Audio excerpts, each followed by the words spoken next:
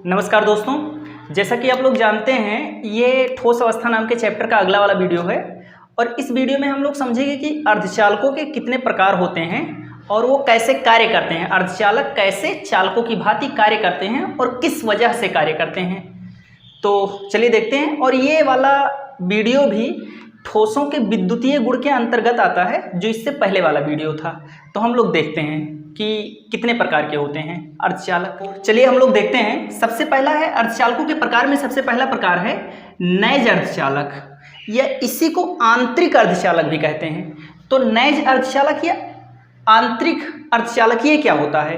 तो ये क्या होता है, 100% शुद्ध अर्धचालक क्या कहलाता है? नैज अर्धचालक कहलाता है। ऐसे अर्धचालक जो अपने शुद्धतम अवस्था में होते हैं, उसमें कोई अपद्रव्य नहीं होता, तो ऐसे अर्धचालक को क्या कहते हैं? नैज अर्धचालक। अब अर्धचालक कौन से हैं? तो आप लोग ऐसे समझिए, जैसे सिलिकॉन है, जर्मेनियम है, ये अर्धचालक हैं। तो अर्धचालक नैज अर्धचालक किसे कहते हैं? ऐसे अर्धचालक जिसमें कोई अपद्रव्य ना मिला हो, 100% शुद्धतम अवस्था में हो, अति शुद्ध अवस्था में हो, उसे नैज अर्धचालक कहते हैं। अब नैज अर्धचालक किस वजह से विद्युत का चालन करने लगते हैं, कैसे करने लगते हैं? तो उसको ऐसे समझिए, ये देखिए, मान लीजिए सिलिकॉन है। अब सिलिकॉन के बाहरी कोश में 4 इलेक्ट्रॉन होते हैं, तो प्रत्येक सिलिकॉन सीधा सीधा 4 सिलिकॉन से और जुड़ा हुआ होता है। अब होता क्या है, ये अर्धचालक पूरी तरह से देखिए, सिलिकॉन के बाहरी कोश में 4 इलेक्ट्रॉन होते हैं और 4 ही बॉन्ड बनाकर ये जुड़ा हुआ है। देखिए, सिलिकॉन का 14 होता है, 2, 8, 4। अब बाहरी कोश में 4 इलेक्ट्रॉन है, संयोजी इलेक्ट्रॉन 4 इलेक्ट्रॉन है। और ये संयोजी इलेक्ट्रॉन जब तक भर चालकता बैंड में नहीं जाएंगे, तब तक भर ये विद्युत का चालन नहीं करते। तो होता क्या है, ये नॉर्मली तो 4 बॉन्ड बनाकर इस तरह से 4 से ऐसे जुड़े हुए हैं। सारे के सारे इलेक्ट्रॉन बिजी हैं, बाहरी कोश के सारे इलेक्ट्रॉन बॉन्ड बनाकर जुड़े हुए हैं एक दूसरे से और इस तरह से बिजी हैं। लेकिन क्या होता है, जब कभी हम इसे गर्म करते हैं, तो जब इसे गर्म करते हैं, बाहर से ऊर्जा देते हैं, तो कुछ ही इलेक्ट्रॉन, कुछ संयोजी कोश के इलेक्ट्रॉन इसमें से निकलकर चालकता बैंड में चले जाते हैं और विद्युत का चालन करवाने लगते हैं। लेकिन ऐसा संभव नहीं है कि हम किसी सिलिकॉन से परमानेंट विद्युत प्रवाहित करवाने के लिए, अच्छे से विद्युत प्रवाहित करवाने के लिए लगातार इसे गर्म करके ही रखें, जिससे इलेक्ट्रॉन चालकता बैंड में बना रहे, चालकता बैंड में जाता रहे और विद्युत का चालन होता रहे। तो 24 घंटा इसे गर्म करना या गर्म रखना या ऊर्जा देते रहना संभव नहीं है। इसलिए नैज अर्धचालक यानी 100% शुद्ध अर्धचालक का कोई भी बहुत खास यूज नहीं हो पाता। अब देखिए, नैज अर्धचालक से बाह्य अर्धचालक या अपद्रव्य अर्धचालक कैसे बनाते हैं। तो बाह्य या अपद्रव्य अर्धचालक कैसे बनता है, इसमें बाहर से कुछ अपद्रव्य मिलाते हैं, जिससे इसकी चालकता बढ़ जाती है। देखिए, इसको गर्म करेंगे, नैज अर्धचालक को अगर गर्म करेंगे तो इसकी चालकता बढ़ेगी, और अगर इसे ठंडा करेंगे तो इसकी चालकता घट जाएगी। यानी कि परम शून्य ताप पर, अगर कोई पूछे परम शून्य ताप पर, तो परम शून्य ताप पर ये कुचालक की भांति व्यवहार करेगा। जो नैज अर्धचालक होगा, ये परम शून्य ताप पर यानी बहुत ज़्यादा ठंडा करने पर कुचालक जैसा हो जाएगा। और अगर गर्म करेंगे तो कुछ संयोजी कोश के इलेक्ट्रॉन चालकता बैंड में चले जाएंगे और विद्युत का चालन होगा। और संभव नहीं है ऐसा कि लगातार ऊर्जा देते रहें और यूज करें, इसलिए बाह्य अपद्रव्य अर्धचालक का निर्माण किया जाता है। अब बाह्य अपद्रव्य अर्धचालक कैसे बनाए जाते हैं? तो देखिए, जो सिलिकॉन या जर्मेनियम है, अगर पहला तरीका है, देखिए, इसके भी 2 प्रकार हैं। सबसे पहला प्रकार, सिलिकॉन या जर्मेनियम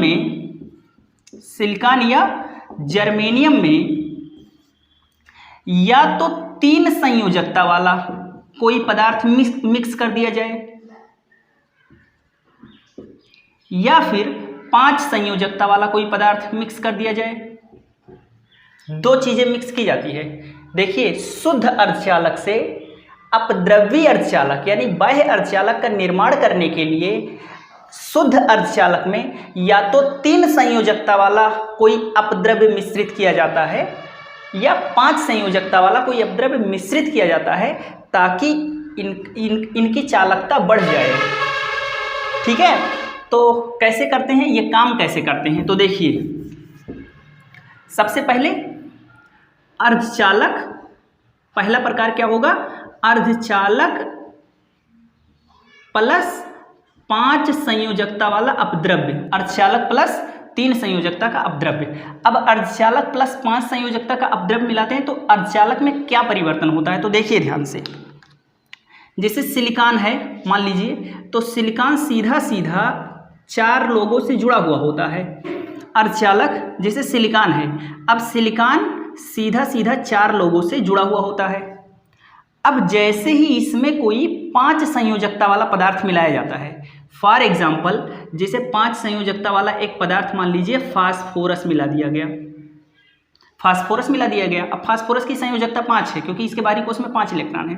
तो जैसे ही 5 संयोजकता वाला पदार्थ मिलाया जाएगा तो क्या होगा, जैसे फास्फोरस मिला दिया गया 5 संयोजकता वाला पदार्थ, इसके बाहरी कोश में होता है 5 इलेक्ट्रॉन। अब इसको मिलाया गया तो क्या होगा, सिलिकॉन के बाहरी कोश में तो 4 इलेक्ट्रॉन होता है, सिलिकॉन के बाहरी कोश में 4 इलेक्ट्रॉन है, सिलिकॉन के बाहरी कोश में 4 इलेक्ट्रॉन है, तो ये सीधा सीधा 4 इलेक्ट्रॉन इसके 4 बॉन्ड बनाकर और स्थिर हैं। अब जैसे ही इसमें फास्फोरस मिलाया जाएगा तो फास्फोरस जैसे मिलाते हैं तो ये किसी सिलिकॉन को हटाकर उसकी जगह ले लेगा, और जैसे ही किसी सिलिकॉन को हटाकर उसकी जगह लेगा तो क्या होगा, इसके बाहरी कोश में तो 5 इलेक्ट्रॉन थे, तो सिलिकॉन की जगह लिया तो सिलिकॉन 4 ही बॉन्ड बना रखा था, यानी फास्फोरस के 5 इलेक्ट्रॉनों में से 4 इलेक्ट्रॉन तो बॉन्ड बनाने में यूज हो जाएगा और 1 इलेक्ट्रॉन बच जाएगा यहाँ पर।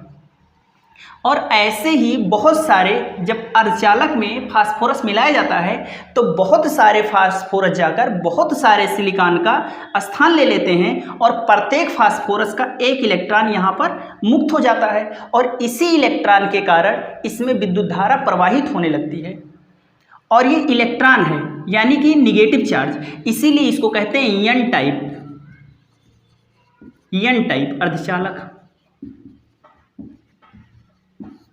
तो एन टाइप अर्धचालक क्या है, तो नैज अर्धचालक में 100% शुद्ध अर्धचालक में 5 संयोजकता का अपद्रव्य मिलाने से एन टाइप का अर्धचालक प्राप्त होता है। अब समझिए पी टाइप का अर्धचालक में क्या होता है, तो पी टाइप में भी इसी तरह से, पी टाइप में 3 संयोजकता वाला मिला देंगे। जैसे देखिए सिलिकॉन ही है